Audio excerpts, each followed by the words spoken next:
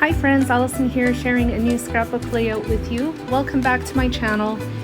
This layout is a mixed media layout and it's just a single page and was also designed in Cricut Design Space before I actually created it, and then a lot of the icons and images were cut with the Cricut before putting it together. So right now I'm just beginning with my mixed media. I did prepare my cardstock with white gesso before I added the mixed media. I like to do this first, and then while I'm waiting for it to dry, I go over to my computer and to my Cricut and do all of my cutting. And generally by the time that has dried, I'm done my cutting, so it works perfectly.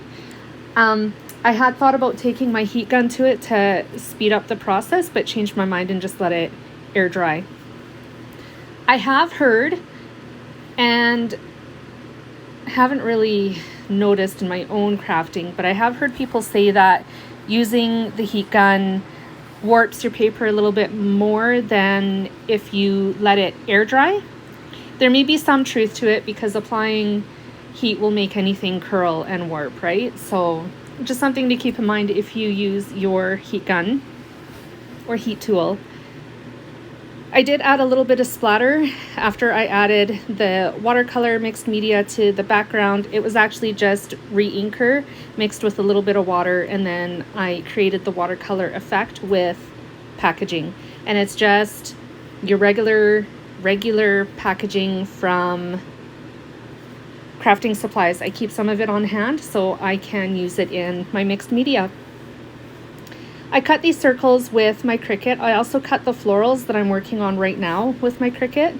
They did cut in a few different pieces, so I assembled them off camera, and then all I had to do when I started this process was just plop them onto the page. So I'm arranging them around my circles right now. I created sort of a line with circles, but it's a wavy line. I hand stitched some of the circles. I cut them from pattern papers. The two blue ones are from Hey Crafty Girl. Truthfully, I've been hoarding what was left of that paper for quite a while, and finally I'm just getting it used up now. Seriously, I think I need like 10 more sheets of that because I absolutely loved it. And I loved both sides. And unfortunately, I didn't use both sides of that paper, just the blue side. I love a paper with a really good text on it. And this paper had it, and oh, I just loved it. I used it that side in a number of layouts. The middle one it came from a mini paper pad that I had in my stash.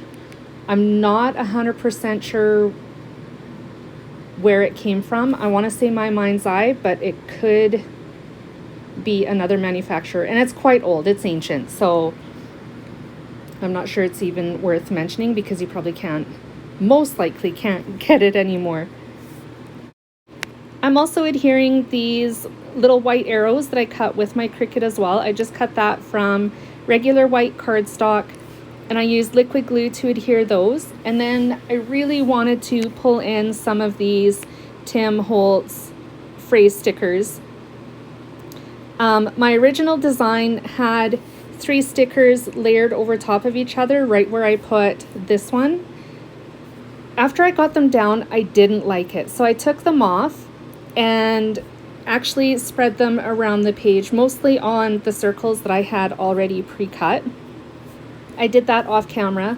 I liked that way better. And then I felt that I needed another one in that left-hand corner there beside the photo, so I added one more. And I think actually later on I do add another one yet. There's quite a few phrase stickers in this layout, and it suits me just fine. I love those things. These were the right color scheme as well. The colors I wanted to stick with was pink, blue, and like tan color. And because those phrase stickers are neutral to begin with, they were the first thing I thought of when I decided to add phrase stickers. So that's why I chose that one.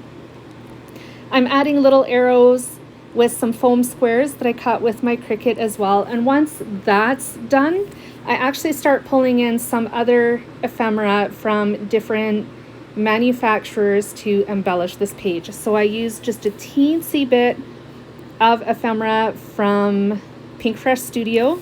I also used a little bit from Cocoa Vanilla Sunkissed. These were actually all already on my desk, so I was just kind of pulling things that were lying around and trying to make them work. A lot of the embellishing at this part of the video was actually done off camera. My husband phoned and I was talking with him and just kind of was puttering as we talked, and so that's why I don't have any of that recorded. But there's not a lot there. I did add another phrase sticker over top of the rainbow on top of my journaling with the little heart. That was the last phrase sticker that I was going to add that I had mentioned just a moment ago. I added the date at the bottom underneath the title, and with that, this layout is complete. I absolutely love this layout and had a lot of fun putting it together. It came together really quickly. In total, it was like 20 minutes.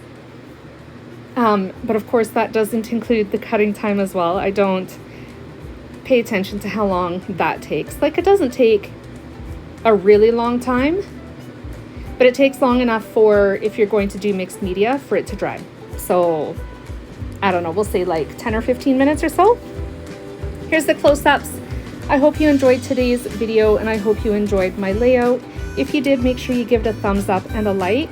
Oh, and by the way, I'm so impressed that I got some scrapping done.